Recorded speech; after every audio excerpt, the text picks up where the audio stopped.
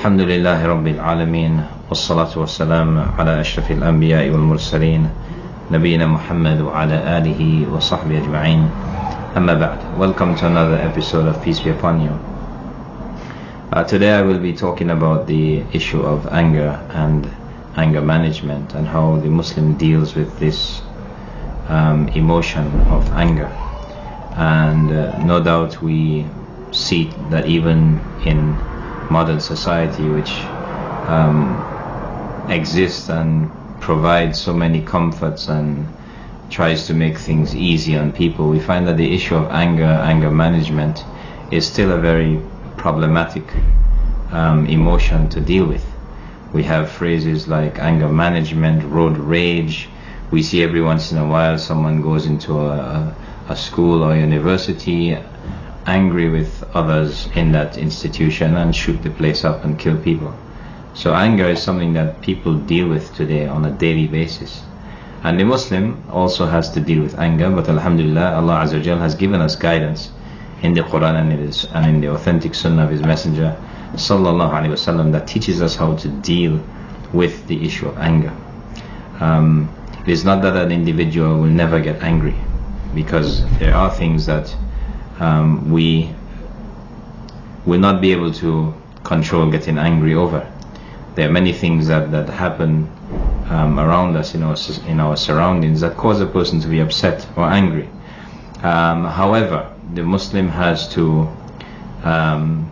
deal with anger in a way that is constructive, in a way that is pleasing to Allah subhanahu wa ta'ala, in a way that is controlled so that it does not get out of bounds, because anger is like an intoxicant, and any intoxicant that goes past a certain level is going to reflect on that person's behavior, and it is going to affect others in a negative way.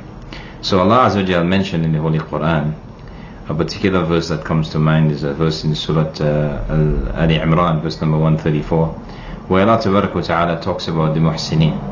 Allah subhanahu wa ta'ala in this ayah, He talks about the righteous. And Allah subhanahu wa ta'ala connects righteousness in this verse with a few characteristics. In this verse, Allah Tabarak wa ta'ala said, الَّذِينَ يُنْفِقُونَ فِي السَّرَّاءِ وَالضَّرَّاءِ وَالْكَاظِمِينَ الْغَيْظَ وَالْعَافِينَ عَنِ النَّاسِ وَاللَّهُ يُحِبُّ الْمُحْسِنِينَ. And in this ayah, Allah Tabarak wa ta'ala mentions some characteristics of the righteous, of those who do good. From these characteristics, He mentions, first and foremost, are those who spend in Allah's cause. They spend from their wealth in the cause of Allah subhanahu wa ta'ala, whether in prosperity or in difficulties. وَالْكَاظِمِينَ الْغَيْظَ. And al-kadhimin al-ghayz are those who repress their anger. وَالْكَاظِمِينَ الْغَيْظَ وَعَافِينَ عَنِ النَّاسِ. And they pardon men, they pardon people, they overlook the faults of others. Wallahu yuhibbul muhsinin, and Allah loves those who are good doers or of the righteous. So Allah subhanahu wa ta'ala connects these characteristics. The one who spends in Allah's cause, whether in ease or in difficulty. The one who represses anger and overlooks the faults and forgives others. And Allah Azza wa Jalla loves those individuals, and He calls them from the muhsinin, or those who are doers of good, from al-ihsan. We also know that anger, as a Muslim, we are knowledgeable, or we should be knowledgeable of the fact that anger is from shaitan. Anger is a negative energy that is utilized by shaitan to cause havoc, to cause corruption in the earth, to cause hatred and rancor between people. And unlike what one would believe or be led to believe if one listens to the media, where Islam has been portrayed as being a religion of a bunch of angry people that just want to go out and spill blood. The reality of Islam is quite to the contrary. Allah Azza wa Jal and His Messenger Muhammad Sallallahu Alaihi Wasallam have provided us with many important reminders about the dangers of falling into the trap of shaitan regarding anger. So anger is from shaitan, and it is one of his whispers which leads to many evils and to many tragedies. And if we were to just look at some of the dangers, and there are many more than this, so some of the evils or dangers, the dangerous outcomes of anger, we can see, for example, that an angry person is one who is not in control of himself. And just like a person who is drunk and is not in control of himself or herself, the actions that may be done by that individual when they are in that state of being angry, one is not in control of. So one loses control.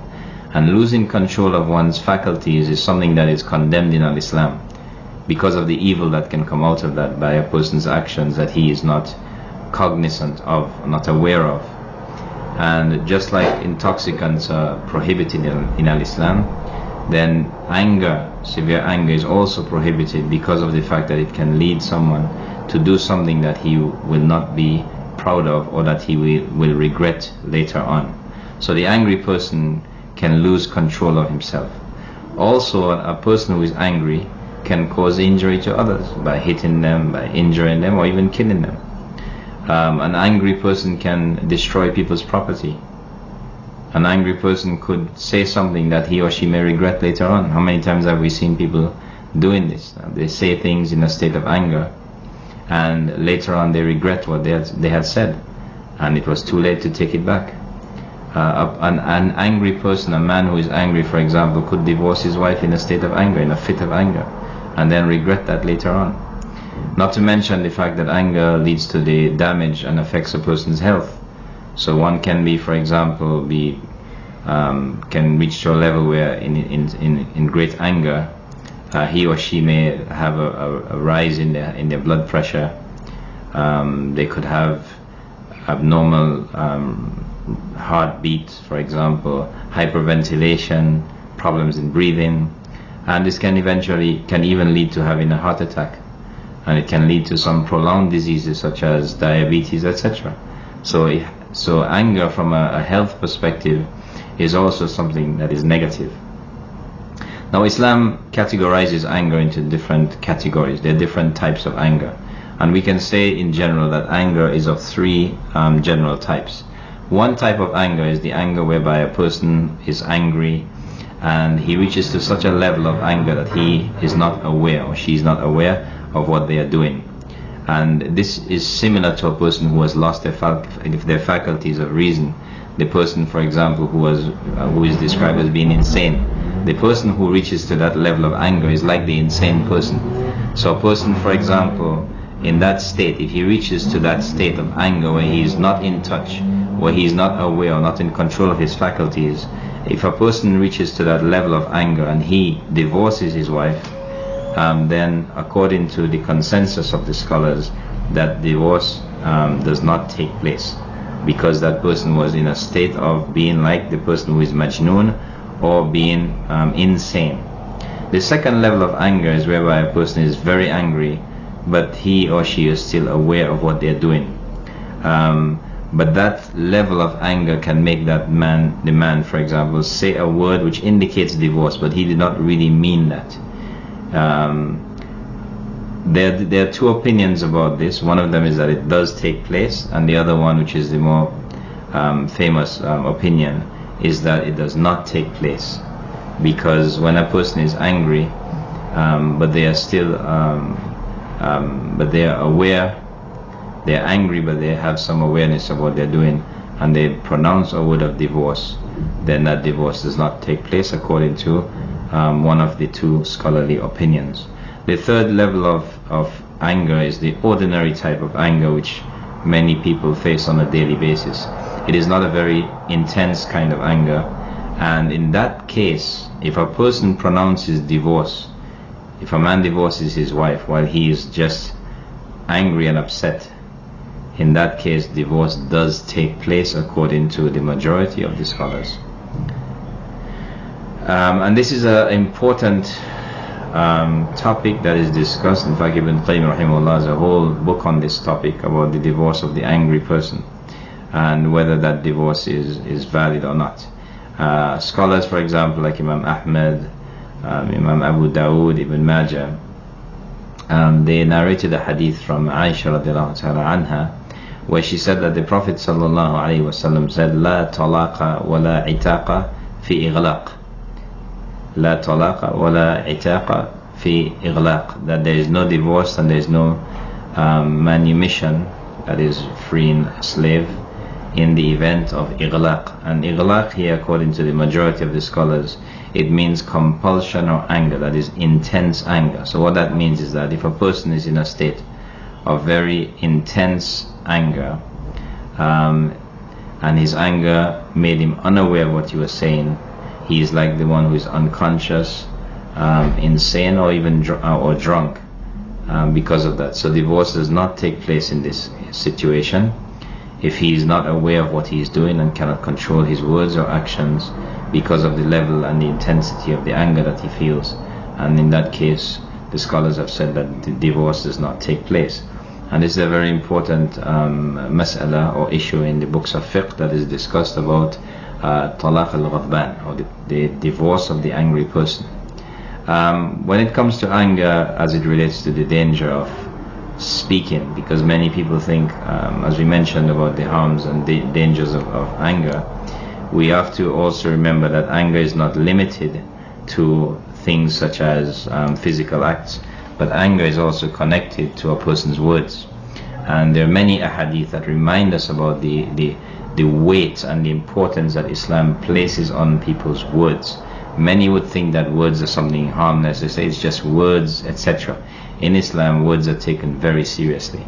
One of the ahadith of the Nabi ﷺ that reminds us about this is a hadith in which the Prophet ﷺ said that inna ar-rajula la yatakallamu bi kalimatin la yara biha ba'san yahwi biha 70 kharifa. In this hadith, the Prophet ﷺ mentioned that a man would say a word not thinking anything of it, and that word would be what would take him into the hellfire and send him 70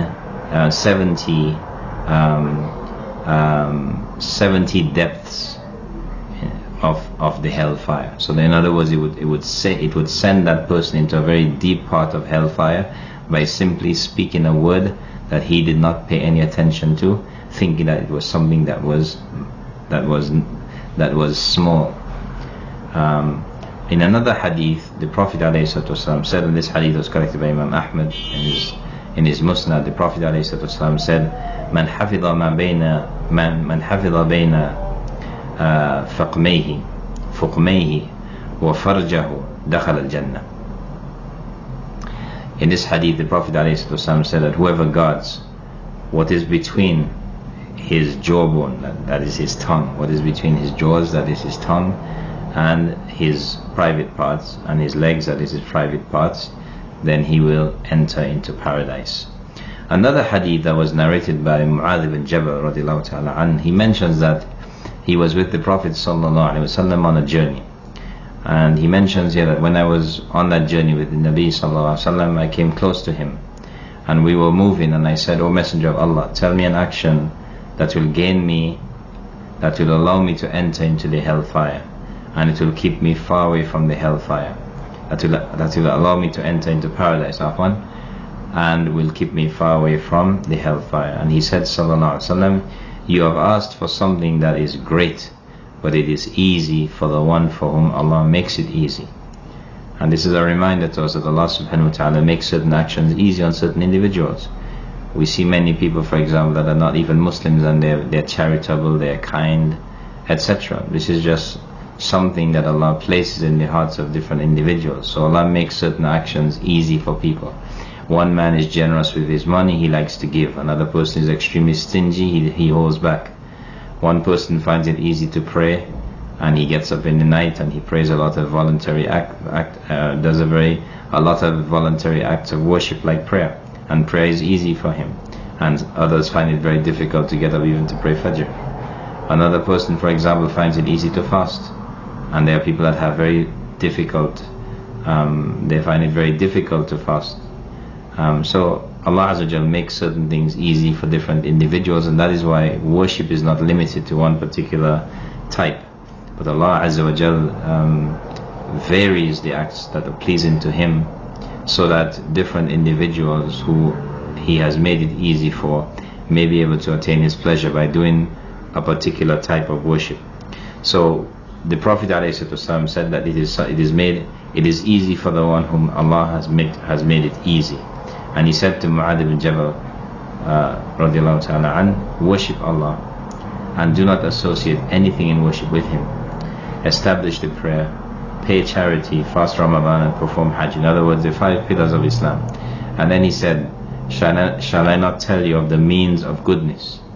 And then he said, fasting is a shield, and charity extinguishes sin as water extinguishes fire, and a man's prayer in the middle of the night. And a man's prayer in the middle of the night. And then he recited sallallahu alaihi wasallam the ayah where Allah Azza wa Jal, he said, تتجافى جنوبهم عن المضاجع يدعون ربهم خوفا وطمعا ومما رزقناهم ينفقون فلا تعلم نفس ما أخفي لهم من قرة أعين جزاء بما كانوا يعملون. Allah then mentioned, the Prophet ﷺ then mentioned this ayah where Allah subhanahu wa ta'ala says that their sides forsake their beds, until he reached the verse where Allah said, as a reward for what they used to do. And then he said, shall I not tell you of the head of the matter and its pillar and pinnacle? Shall I not tell you what is the head of the matter, meaning Islam, and the pillar that is the height of Al-Islam, the high point of Al-Islam? And he said, sallallahu alaihi wasallam, it is jihad. And then he said, Allah akhbiruka bimalaki dhalika kullih. Qultu bala. And then he said to Mu'adh, shall I not tell you of the basis of all of that? The thing that is the fundamental basis of all of that. I said, Mu'adh, he said, I said yes. فأخذ بلسانه فقال تكف عليك هذا. So the Prophet ﷺ took hold of his tongue and he said to Mu'adh, restrain this, keep it back. In other words, check your tongue. قلت يا نبي الله وإنا لمؤخذون بما نتكلم به. قال ثكلتك أمك يا معاذ وهل يكب الناس على وجوههم في النار إلا حصائد ألسنتهم. And then he said sallallahu alaihi wasallam, Mu'adh said to the Prophet ﷺ, will people be brought to account for what they say? Will we be held accountable for the things that we say? And the Prophet ﷺ said, and this is as an expression that the Arabs used to say, he said ثكلتك أمك, which literally means may your mother lose you in like childbirth. That's an expression meaning like what is wrong with you? May your mother not find you, or Mu'adh. And then he said, are people what throws people into the hellfire on their faces more than the harvest of their tongues? And this hadith was collected by Ibn Majah. Also we should be reminded of the fact that Allah Azza wa Jal, Allah the creator of the heavens and the earth, our Lord, the one whom we worship, He also gets angry. But Allah's anger is for the disobedience of His servants, the things that we do that are contrary or against what Allah Azza wa Jal loves. And Allah subhanahu wa ta'ala, when He talked about the mushrikeen, He mentioned this anger. In Surah Ali Imran, verse number 112, Allah subhanahu wa ta'ala says, ضُرِبَتْ عَلَيْهِمُ الظُّلَّةِ أَيْنَمَا ثُقِفُوا إِلَّا بِحَبْلٍ مِّنَ اللَّهِ وَحَبْلٍ مِّنَ النَّاسِ وَبَاءُوا بِغَضَبٍ مِّنَ اللَّهِ وَضُرِبَتْ عَلَيْهِمُ الْمَسْكَنَةُ ذلك بأنهم كانوا يكفرون بآيات الله ويقتلون الأنبياء بغير حق ذلك بما عصوا وكانوا يعتدون. Allah Azza wa Jal mentioned about the kuffar, the disbelievers. He said they will be stricken with disgrace wherever they go, unless they are protected by a covenant with Allah or a treaty with the people. They have invited the displeasure of Allah. They have brought upon themselves وَبَاءَ بِغَضَبٍ مِّنَ اللَّهِ وَغَضَبٍ مِّنَ اللَّهِ. They have brought upon themselves, they have invited the anger of Allah Azza wa Jal, and they have been branded with misery for rejecting Allah's revelations and murdering His prophets unjustly. This is a fair reward. This is a just recompense for their disobedience and violations. And then there are many ayats in the Quran where Allah Azza wa Jal talks about His anger. One such verse is in Surah An-Nisa, verse number 93. Allah subhanahu wa ta'ala talks about His anger with the one who kills a believer intentionally. Allah subhanahu wa ta'ala says, وَمَنْ يَقْتُلْ مُؤْمِنًا مُتَعَمِّدًا فجزاؤه جهنم خالدا فيها وغضب الله عليه وَلَعْنَهُ وَعَدَّ لَهُ عَذَابًا عَظِيمًا. Allah Azza wa Jalla said, and whoever kills a believer intentionally, their reward will be hell. Whoever kills a believer intentionally, their reward will be hell, where they will stay indefinitely. Allah will be displeased with him. Allah will condemn him and will prepare for him a tremendous punishment. So Allah Azza wa Jalla is mentioning here that the one who kills a believer intentionally, that they will be thrown in the hellfire, where they will stay indefinitely, and Allah will be angry with them. Allah will be angry with that individual. In a statement of the Messenger ﷺ, he mentioned also about the anger of Allah Ta'ala. This hadith was muttafaqun alayh. It was corrected by both Imam al-Bukhari and Muslim. Abu Hurairah radiallahu ta'ala anhu, he narrates from the Prophet ﷺ that he said, أشتد غضب الله على رجل يقتله رسول الله في سبيل الله. The Prophet ﷺ said in this particular hadith that the anger of Allah is most intense against a man who is killed by the Messenger of Allah for the sake of Allah on the battlefield. So this hadith shows us again that Allah Azza wa Jal, He gets angry. And the Prophet ﷺ also got angry, but his anger was for the sake of Allah Azza wa Jal. That when it was something that was personal, the Prophet ﷺ would let it, as they say, he would let it slide, he would let it pass. But if it was something that was connected to the legislation of Allah subhanahu wa ta'ala, where someone transgressed against the boundaries of Allah Azza wa Jal, where someone did something that was displeasing to Allah, then the Prophet ﷺ would get angry for the sake of Allah Azza wa Jal. And we find this mentioned in the hadith of Abu Musa al-Ash'ari radiallahu ta'ala anhu, where he said that the Prophet ﷺ was asked about some things, and the Prophet ﷺ, in another hadith it's mentioned that what caused the people to be destroyed was asking too many questions, and going against or contrary to the prophets that came to them by asking too many questions. We see, for example, in the case of Bani Israel, of the children of Israel, how they earned the anger of Allah Azza wa Jal by asking all kinds of questions about the cow that they were asked to sacrifice, what color was it, etc., etc. So the Prophet, in this hadith, Abu Musa radiallahu ta'ala anhu, he said that the Prophet ﷺ was asked about some things which he disliked, and when the people asked too many questions, he became angry, and he said, ask me any question. And a man got up and he said, oh Allah's Messenger, who is my father? And the Prophet ﷺ said to him, your father is Hudayfa. Then another man got up and said, oh Allah's Messenger, who is my father? The Prophet ﷺ said to him, your father is Salim Mawla Shayba, your father is Salim, the slave of Shayba. And when Umar radiallahu ta'ala anh, he saw the signs of anger on the face of Allah's Messenger, he said, we repent to Allah. And this was collected by Imam al-Bukhari. Another hadith that was also collected by Imam al-Bukhari, the Prophet ﷺ divided and he distributed something, as he used to do whenever he was given a gift, for example, he would distribute it. And a man from the Ansar, he said, by Allah, in this division you did not seek the pleasure of Allah. In other words, you were not just in this division, you were not seeking the pleasure of Allah in this division. This is a statement in itself, a statement of disbelief, to say to the Prophet of Allah Azza wa Jal that he was unjust in the way he distributed something. So the Prophet ﷺ said, it was said, I will definitely tell this to the Prophet.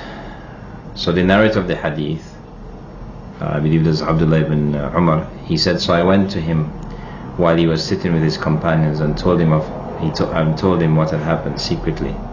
And he said that this was hard upon the Prophet ﷺ, and the color of his face changed, and he became so angry that I wished I had not told him. And then the Prophet ﷺ said, Musa ﷺ was harmed with more than this, yet he remained patient. Another hadith that was narrated by Ibn Umar radiallahu ta'ala anhuma, Abdullah ibn Umar, he mentioned, and this was collected by Imam Abu Dawood. He said that one day while the Messenger ﷺ was giving a sermon, he suddenly saw some spit, some mucus on the wall of the masjid in the direction of the Qibla. And the Prophet ﷺ became angry at the people, and then he scraped it off himself with his hand, and he sent for some saffron, and then he stained the place with it. And then he said, when any of you prays, Allah the Exalted faces him, so he should not spit before him, meaning that he should not spit in the direction of the Qibla. And also we have a narration that Aisha radiallahu ta'ala anha narrated from the Prophet sallallahu alaihi wasallam, and she said that whenever the Messenger of Allah sallallahu alaihi wasallam ordered the Muslims to do something, he used to order them to do deeds that were easy for them according to their strength and endurance. They said, "O Allah's Messenger, we are not like you. Allah has forgiven your past and future sins." So the Prophet ﷺ became angry, and it was apparent on his face, and he said, "I am the most fearing, and I know Allah better than any of you." One of the things that is connected to the issue of anger and managing anger is the issue as it relates to justice. Because if a person is angry, then that person will not be just in his dealings, in how he behaves, in how he acts. And Allah Azza wa Jalla alluded to something of this in Surah Al-Ma'idah, verse number 8, where He mentioned Azza wa Jalla about a people that a person may be angry or upset with some people, and we are commanded as Muslims that even in situations with people that we are upset with, people who have hurt us, that we do not go overboard or become extreme in retaliating against the injustice that we are faced by people and the things that make us angry with people because of the way that they have been unjust to us. So Allah Azza wa Jalla addressed this in Surah Al-Ma'idah, and He said, Azza wa Jalla, Ya ayyuhalladhina amanu, addressing those who believe, Kunu qawwamina lillahi shuhada'a bil qist, wa la yajrimannakum shana'anu qawmin ala an la ta'dilu,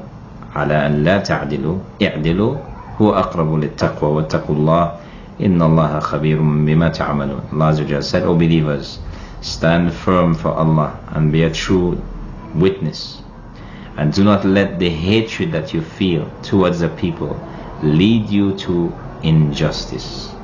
Be just, that is closer to righteousness, and be mindful of Allah. Surely Allah is all aware what you do. Now a person who is angry and reaches such a level of anger that he is not able to control his anger, will not want to forgive, will not want to overlook, will want to take revenge and go extreme in one's taking of revenge.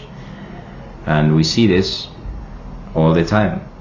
The behavior of the Zionists, for example, towards our brothers and sisters in Palestine is a clear example of people going overboard in their hatred, and we see this manifest in their speech and in their behavior.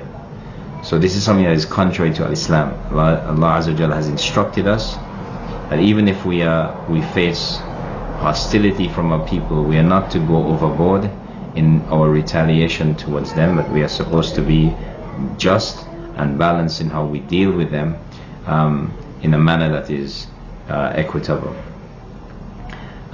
So controlling anger is something that we see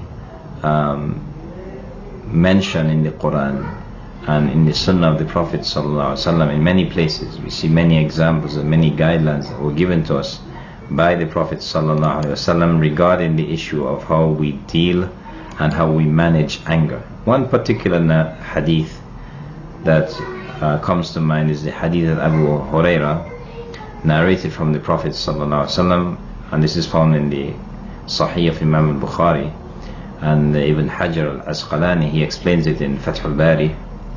In this hadith, the Prophet ﷺ, it was reported that a man said to the Prophet ﷺ, Ya Rasulullah, قل لي قولا لا أقلل لعلي أعيدها. قال لا تغضب لعلي أعيها أو لعلي أعيه. قال لا تغضب فعاد عليه مرارا كل ذلك يقول لا تغضب. In this particular narration, it's mentioned that a man, he said to the Prophet ﷺ, he came seeking advice. He came to the Prophet ﷺ, he said, "O Messenger of Allah, advise me, give me advice that will make me aware, that will teach me, that will instruct me, that will guide me." And the Prophet ﷺ said, "Do not become angry, la taghdab, do not become angry," meaning do not be a person who falls victim to anger and is always angry and may lead to and may do things that are harmful to himself and to others. And the man repeated his request, asking for additional advice, and in each case the Prophet ﷺ repeated to the man the same answer, telling him, "Do not be angry," showing us here the importance of this particular principle of controlling and being careful regarding the anger that we feel at times. One of the ways that a person, a Muslim, can deal with anger and manage anger is to seek refuge with Allah Azza wa Jal from shaitan, because as I mentioned earlier, anger is something that comes from shaitan, and shaitan uses anger, or the anger, that emotion that is within the blood of the sons of Adam, to stir rancor and hatred and spill blood amongst people, and he takes delight in that, because all of these, anything that causes the human being to go against the command of Allah Azza wa Jal, shaitan enjoys and takes pleasure in that. And one of these things that he uses and finds pleasure in, because when a person is affected by anger, they do things that are displeasing to Allah subhanahu wa ta'ala, so of course he would take delight in that. This particular narration that was narrated by Sulaiman ibn Sabt, he said that I was sitting with the Prophet sallallahu alaihi wasallam, and there were two men that were slandering one another. They were saying really bad things about each other, and one of them was red in his face. He was so angry you could see the blood in his face, and the veins on his neck were standing out. And the Prophet sallallahu alaihi wasallam, he said, "Inni la'alamu kalimatan law qalaha la dhahaba anhu ma yajid. A'udhu billahi minash shaitanir rajim." And this hadith was also collected by Imam al-Bukhari. The Prophet ﷺ, he said, "I know a word," and here word, kalima in the Arabic language, it can mean a single word and it can mean a sentence, like La ilaha illallah is a sentence, but it is referred to as al-kalimat al-tayyiba. It is referred to as the good word. So in the Arabic language, a word can be a sentence as well as just a single word. So he said alayhi salatu wasalam, that I know a word, if he were to say it, what he feels inside, that anger that he feels inside him, would go away. If he said, I seek refuge with Allah from the shaitan, when he feels this anger, it would go away. If he said, A'udhu billahi minash shaitanir rajim, I seek refuge with Allah from the cursed shaitan, the rejected shaitan. Another thing that we are taught with regards to anger management, how to deal with anger, is to be mindful that this comes from shaitan, seek refuge in Allah Azza wa Jal from him and from his whisperings. The second thing that an individual can do when faced with anger or feelings of anger is to simply keep silent. How many times we find that people in a state of anger, they lose control over their words and they say things that they end up regretting later on, such as statements of divorce, statements, insultive things that they didn't really mean, but they were angry and upset and said it, and then when it's time to take it back, and they find difficulty in doing that because it's already gone out. So controlling anger by controlling the words, the speech that comes from the tongues, is very important. And the Prophet ﷺ alluded to this. He says that if any one of you becomes angry, let him keep silent. This was collected by Imam Ahmad in his Musnad. And that is because in many cases, when a person is angry, they could even utter words of kufr and disbelief. And people can curse other people's parents, they can make dua against people. Many times parents, for example, in a state of anger, have made a dua against their child, saying, may Allah not make him prosper, may Allah destroy him. And this dua is accepted by Allah Azza wa Jal, and that child is afflicted. So we are told to be very cautious about words, especially at times of anger. Sometimes people say, as I mentioned, statements of insultive statements to people, cursing, slandering, many times even profane speech, which no Muslim should ever use. A Muslim should never ever should purify his tongue from ever saying profane words, things like the F word and all of these should never be on the tongue of a Muslim. That should be completely removed from the vocabulary of a Muslim. Any kind of curse words, purify your speech from these words, make it foreign to your tongue. So the Prophet ﷺ, he warned us about this, and keeping silent is a very effective solution when one is in a state of anger. Another thing that we are taught to do at times of being angry is to not move. Because if a person is angry, sometimes you move, and your moving is to go get a weapon, to go get a stick or get a rock, which could make the situation worse. If a person is simply angry and they slap someone, that's one thing. When you pick up a weapon now, that takes it to another level. So we have a story about Abu Dharr al-Ghifari radiallahu ta'ala anhu, may Allah Azza wa Jalla be pleased with him, and he narrated this hadith, and he mentioned that he was taking his camels to drink at a place where the camels are taken to drink, where they collect the water, and he owned that place, he owned that particular drinking area. And then some people, they came along and they said to one another, trying to plot against Abu Dharr to make him become upset. And they said to one another, who can compete with Abu Dharr in bringing animals to drink and make his hair stand on end? So they plotted to make him angry. And this is something that a Muslim should never ever do, to try to make somebody angry on purpose. This is no doubt an action from shaitan. So one of the men, he said that I can do that.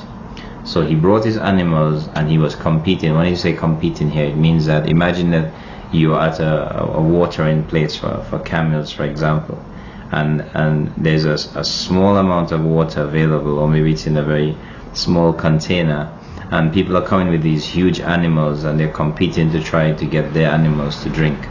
So they tried to compete with Abu Dharr in this way. And what ended up happening was that the bucket or the container that the water was kept in, it broke. And Abu Dharr was surprised at this action of the people, and what they did. And he was standing at the time. Abu Dharr radiallahu ta'ala an was standing. Abu Dharr is the same individual, the same Sahabi, may Allah Azza wa Jalla be pleased with him, who had an incident with Bilal ibn Rabah, and he called him the Abu Sauda, the son of a black woman. And the Prophet ﷺ, when he was informed of that, he asked Bilal what he wanted, and Abu Dharr suggested that Bilal give him he put his foot on his face, and Bilal didn't want to do that. Abu Dharr was one of the people that was known to be one of the high-ranking people from the Ansar.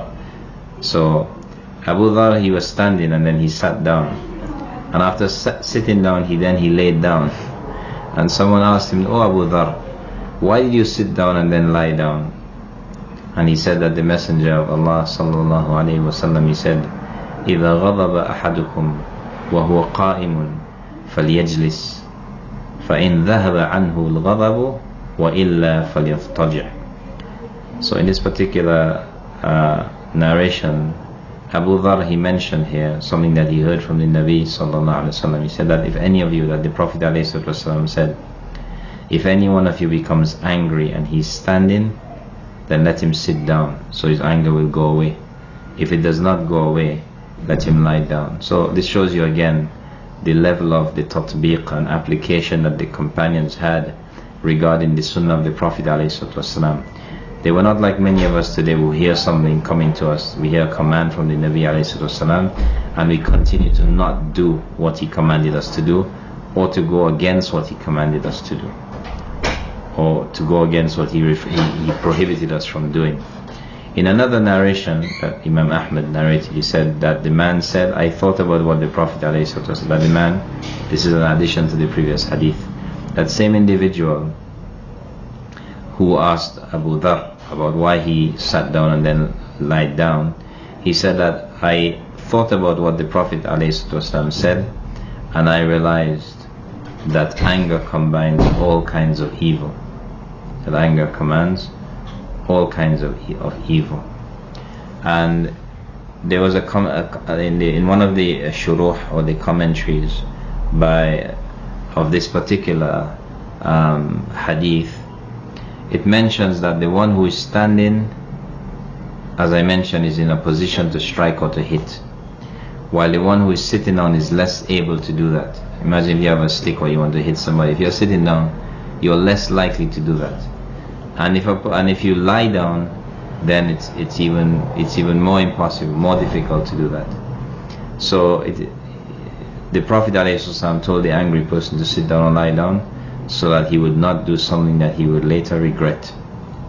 Umar radiallahu ta'ala anhu, is mentioned about him that a man wanted to talk to Umar ibn al-Khattab, and then when he met with Umar ibn al-Khattab radiallahu ta'ala anhu, he said, O son of al-Khattab, Ya ibn al-Khattab, you are not giving us much. This was at the time when Umar radiallahu ta'ala anhu was the Khalifa. He said that you are not giving us much, and you are not judging fairly between us. And Umar became furious. Umar was so angry, because Umar was someone, it's one thing to be accused, but when you are accused of something that you are so far away from, it's even more painful. Somebody tells you something that you may be slightly, you have some guilt regarding it. You may have fallen into that sometimes. That's one thing.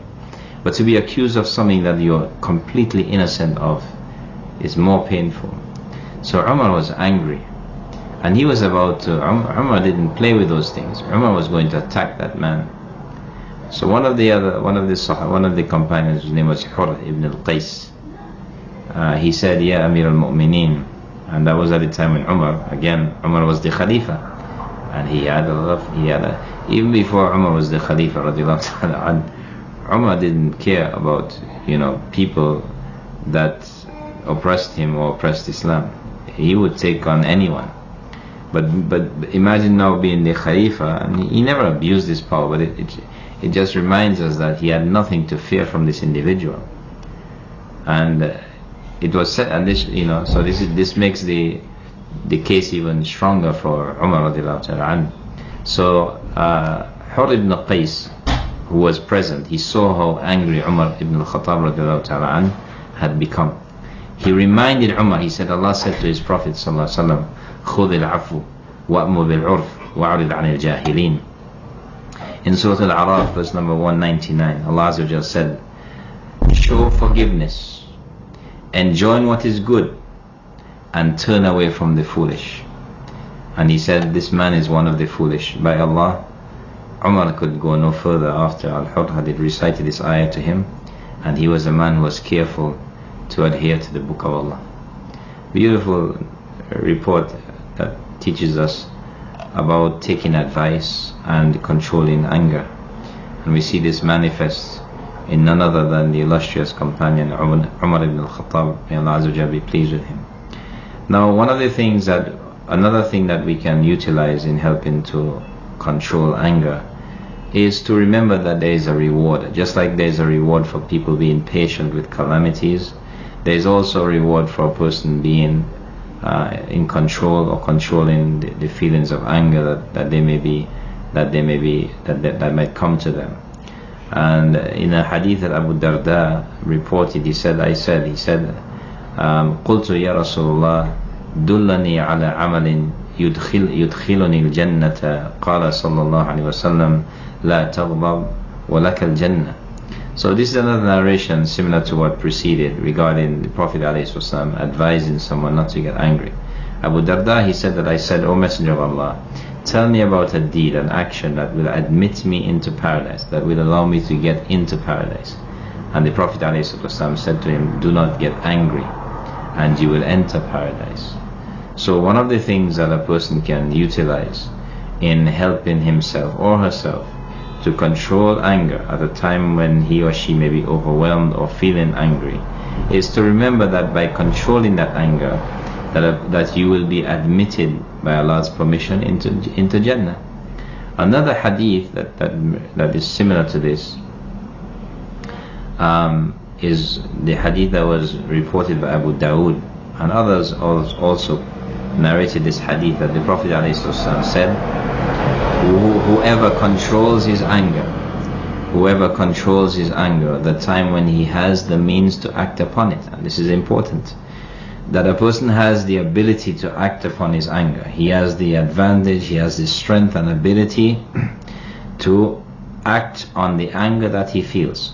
Whoever controls his anger at the time when he has the means to act upon it, Allah will call him before all of mankind on the day of resurrection, and will let him choose of the Hurul Ain, of the women of paradise, from whoever he wants. So so imagine that a person who has the ability to act upon his anger but withholds and controls it, that Allah Azza wa Jalla will call him, not just call him, but call him before mankind on the day of resurrection, and let him choose from any one of the Hurul Ain that he wants. So this is a great reward for simply controlling anger, and this, again, it is not something easy, and that is why the reward is so great. The harder the task, the greater the reward. Also, those who control themselves are in reality the ones who are strong, and the ability to do this comes from the tawfiq of Allah Azza wa Jalla. And the Prophet ﷺ described to us, because many people think that the strong person is the one who can fight back, and you hear people all the time saying, oh, don't take that, you know, don't let them do that to you, all this stuff. And a person who has the ability to respond, to refute, to repel an opponent or someone who is hostile, and yet controls himself out of fear that it will lead to something that is displeasing to Allah Azza wa Jalla, this is the one who is really the strong one. And we see this in the hadith that Imam Ahmad narrated, that the Prophet ﷺ said, لَيْسَ الشَّدِيدُ بِالسُّرْعَةِ لَيْسَ الشَّدِيدُ بِالسُّرْعَةِ إِنَّمَا الشَّدِيدُ الَّذِي يَمْلِكُ نَفْسَهُ عِنْدَ الْغَضَبِ. He said, sallallahu alayhi wasallam, that the strong one is not the one who can overpower others like a wrestler, but verily the strong one is the one who controls himself at the time when he is angry. In another hadith, the Prophet ﷺ, and this was narrated by Anas ibn Malik, that the Prophet ﷺ, he passed by some people, and they were wrestling one another, and he asked ﷺ, what is this that they are doing? And they said to him, so and so is the strongest, he can beat anybody, he can beat anyone. And the Prophet ﷺ said, shall I not tell you who is even stronger than him? And he said, the man who, when he is mistreated by another, controls his anger, and that one has defeated his own shaitan and the shaitan of the one who made him angry. So this report again, which was collected by Al-Bazzar, it mentions here again something similar, that the one who controls anger is in reality the one who is the strong person. And we see this as it relates to, for example, many things that Islam teaches us with regards to the practices like fasting and prayer and everything that we do as Muslims, whereby we limit our enjoyment of certain pleasures that Allah Azza wa Jalla has forbidden us from. In reality, this is to create a strong character, a strong personality, which is how the personality of the Muslim should be. And that is why in a hadith the Prophet ﷺ said, إِنَّ اللَّهَ الْمُؤْمِنَ الْقَوِيِّ خَيْرٌ وَأَحَبَّ إِلَى اللَّهِ مِنَ الْمُؤْمِنِ الضَّعِيفِ وَفِي كُلِّ خَيْرٍ. The Prophet ﷺ, he told us that the strong believer is better and more beloved to to Allah than the weak believer. But they all have goodness. And the strong believer here is who? Who is the strong believer that the Prophet ﷺ is talking about? The scholars have said that the strong person, that the strong believer that the Prophet ﷺ is talking about, is the one who is strong physically, that is an aspect of strength, but also strong in his personality, in his ability to withstand acting upon desires. And from those desires is this desire to be angry. When Allah Azza wa Jalla told us in the Quran about the virtue of fasting and the purpose for which we fast, when Allah Azza wa Jalla, He said, كُتِبَ عَلَيْكُمُ الصِّيَامِ كَمَا كُتِبَ عَلَى الَّذِينَ مِنْ قَبْلِكُمْ لَعَلَّكُمْ تَتَّقُونَ. Allah subhanahu wa ta'ala, He said that fasting has been written upon you as it was written for those nations that came before. For what purpose? لَعَلَّكُمْ تَتَّقُونَ, that perhaps you may be of those people who have taqwa. And the muttaqi, the person of taqwa, is the strong believer, the one who recognizes and stops short at the boundaries that Allah Azza wa Jal has placed for him. This cannot be done by a weak individual.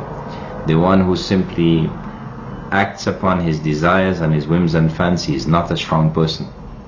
That is very important for us to remember. Our youth that are impressed by people that they think are strong because they can influence others. Remember that the strong individual is not the follower of desires, the person who is like a wild beast and an animal that has no control over what they want to eat or drink or who they want to do certain inappropriate and illegal actions with.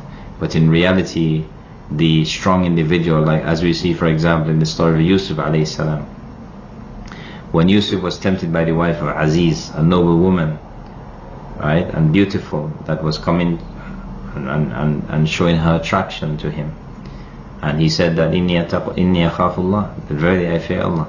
And this is mentioned in a hadith of the Prophet ﷺ. He mentioned about the youth that Allah Azza wa Jal has made has granted Jannah, and he mentioned from those individuals that Allah Azza wa Jal has granted Jannah for is the one who a beautiful woman of noble birth comes to and she presents herself to him for the sake of illicit sexual relations, and he says to her, Inni akhafullah. That individual has a great reward with Allah Azza wa Jal because of the level of difficulty in resisting that kind of temptation. It's two of the greatest temptations known to mankind are women and wealth. And so the individual who is able to withstand and withhold and act rightly and justly and righteously in the face of such a fitna, no doubt will have a greater reward with Allah subhanahu wa ta'ala. We ask Allah Azza wa Jal to make us of these people. Allahumma ameen. Another way to control anger is to remember that Allah Azza wa Jal has promised for those righteous people that keep away from the causes of anger, He has promised them a great reward. Those who are able to keep away from the causes of anger and they struggle within themselves to control it. And we see this mentioned in a hadith that was reported by Tabarani, where he mentioned that the Prophet ﷺ said that whoever controls his anger at the time when he has the means to act upon it, Allah will fill his heart with contentment on the day of resurrection. This is similar to the previous narration, but in this particular wording it mentions here that Allah will fill his heart with contentment on the day of resurrection. Another great reward for the person who controls his anger, specifically at the time when he is able to act upon it. In another hadith, it's mentioned that the Prophet ﷺ said, whoever controls his anger at the time when he has the means to act upon it, Allah will call him before all of mankind. This is the narration that was mentioned before, that he has the ability to act upon it, to act out his anger. Then Allah will call him before all of mankind on their resurrection and will ask him to choose from the Hurul Ain whoever he wants. From the practical guides for controlling anger is to think about oneself, to think about who you are and what the anger has done to you, the way it has made your voice change, the way it has made you lose your comportment and your calm. If one were to look at oneself at a time when he or she has become angry, we would see that it is something that is not pleasant to look at. It's not pleasant to look at. So an angry person, if he were to look at himself in the mirror, for example, he would see himself as being someone who his face color changes, his body parts may be shaking, his eyes glare like he's somebody that's lost his mind. He would see how crazy his behavior is, and he would dislike himself for that, and he would be upset and disgusted by the appearance that he shows. And this is how the shaitan delights in seeing an angry person when he is in that state. So we must remember and think about how we appear to others at the time of being angry. Also, we have to remember that because anger is something that is stoked and encouraged by shaitan, we find that the human shayateen, or people that are acting upon the guidance of shaitan, we find that they delight sometimes in making people angry, just like we saw in the hadith of Abu Dharr, how those people were trying to get a kick out of, as they say, trying to get a thrill out of seeing Abu Dharr get angry. Many times people say things to make and to see how people react, to see how we react, and many people unfortunately seem to be entertained by this. So refusing to give them that privilege of seeing you in a state of anger is something also that we can reflect upon when we feel inclined to becoming angry from someone's statement or action. Also, another important tool for repelling anger is dua. The Prophet ﷺ taught us in an authentic hadith, he said that dua huwa al-ibadah, that dua is worship, and dua is something that we should never underestimate. It is the weapon and the fortress of the believer. So whenever we ask Allah Azza wa Jalla for protection from evil, trouble, any kinds of evil behavior, and seek refuge with Him from falling into the pit of disbelief and wrongdoing because of anger, we should turn to Allah Azza wa Jalla and supplicate, asking Him, the one who is Al-Qadir, the one who is able, the one who is dominant and over all our affairs, to help us to control anger. And there are many dua that are narrated from the Prophet ﷺ with different wordings about things that people can say at the time of feeling angry. One of these dua is a dua that was narrated by Ammar ibn Yasir, and he mentions that the Prophet ﷺ made this dua where he said, "O Allah, by your knowledge of the unseen, Allahumma bi'ilmika al-ghayb wa qudratika ala al-khalq ajini ma alimta al-hayata khayran li wa tawaffani idha alimta al-wafata khayran li.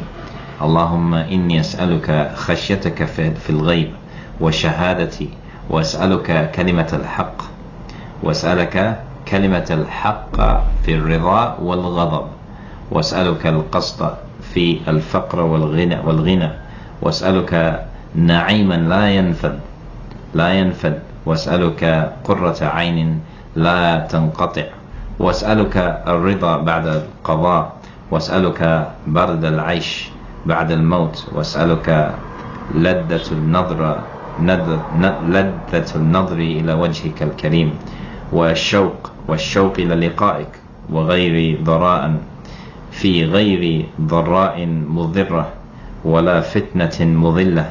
اللهم زينا بزينة الإيمان وجعلنا هداة المهتدين." A beautiful hadith, very long hadith, which Ammar ibn Yasir, he mentioned that he narrated from the Prophet ﷺ. He said, "O Allah, by your knowledge of the unseen and your power over your creation, keep me alive so long as you know that life is good for me, and cause me to die when you know that death is better for me. O Allah, I ask you to make me fear you in secret and in public, and I ask you to make me speak the truth in times of contentment and in times of anger. To speak the truth in times of contentment and in times of anger. I ask you not to let me be extravagant in poverty or in prosperity. I ask you for continuous blessings and for contentment that does not end. I ask you to let me accept your decree and for a good life after death. I ask you for the joy of seeing your face and for the longing to meet you without going through diseases and misguiding fitna or trials. O Allah, adorn us with the adornment of faith and make us among those who are guided. Praise be to Allah, the Lord of the worlds.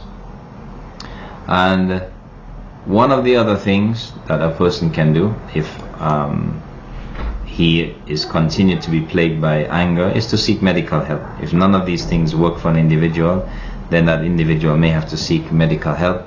We ask Allah subhanahu wa ta'ala to bless us to be of those who are able to control our anger, and that we remember Him Azza wa Jal in these times when we feel inclined to anger.